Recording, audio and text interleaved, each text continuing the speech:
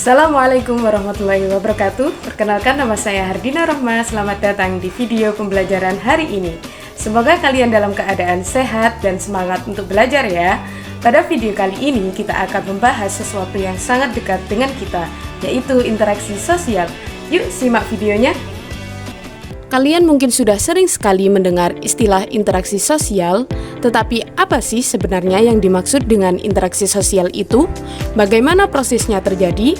Dan mengapa ini sangat penting dalam kehidupan kita? Dengan memahami proses interaksi sosial, kita bisa lebih baik dalam berkomunikasi dan bekerja sama, baik di lingkungan sekolah, rumah, maupun masyarakat.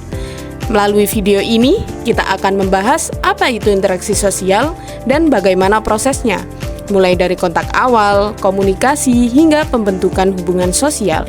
Yuk kita pelajari bersama-sama agar lebih mudah memahami peran kita dalam interaksi dengan orang lain.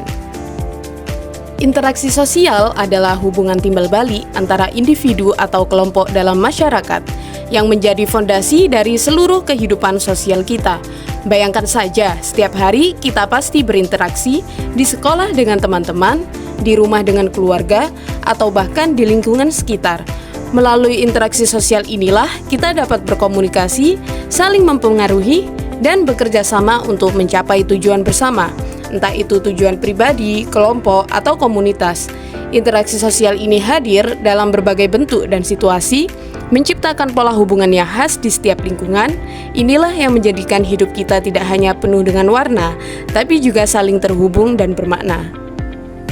Langsung saja kita ke proses terjadinya interaksi sosial. Yang pertama kontak sosial, kedua komunikasi, ketiga respons, keempat adaptasi, kelima pembentukan hubungan sosial.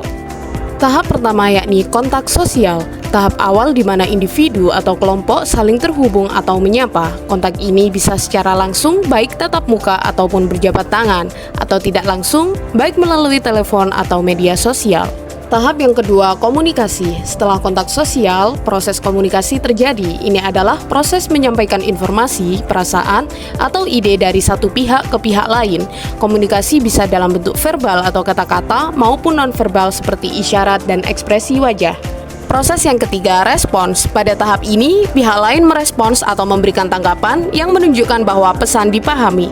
Timbal balik ini menandai bahwa interaksi sudah berjalan dua arah, misalnya seseorang membalas sapaan atau memberikan pendapat. Proses keempat yakni adaptasi.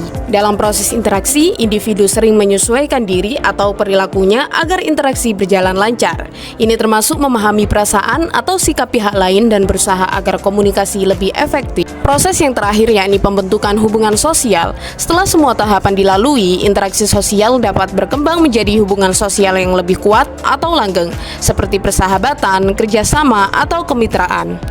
Adapun bentuk-bentuk interaksi sosial yang dihasilkan dari proses interaksi sosial, yang pertama ada kerjasama. Interaksi yang terjadi ketika dua pihak atau lebih berusaha mencapai tujuan bersama, misalnya kerja kelompok di sekolah atau gotong royong di lingkungan. Yang kedua, persaingan. Interaksi yang melibatkan kompetisi sehat untuk mencapai tujuan yang sama, seperti dalam perlombaan atau persaingan prestasi akademik. Yang ketiga, konflik. Bentuk interaksi yang melibatkan ketidaksepakatan atau perbedaan pendapat antara individu atau kelompok.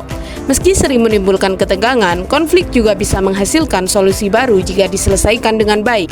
Yang keempat, akomodasi. Proses penyelesaian konflik dengan cara mencari jalan tengah atau kesepakatan bersama untuk mengurangi ketegangan. Dan yang terakhir adalah asimilasi, interaksi di mana individu atau kelompok beradaptasi dengan kebudayaan lain hingga membentuk kesamaan nilai atau norma. Demikianlah pembahasan kita tentang interaksi sosial dan proses-proses yang terlibat di dalamnya.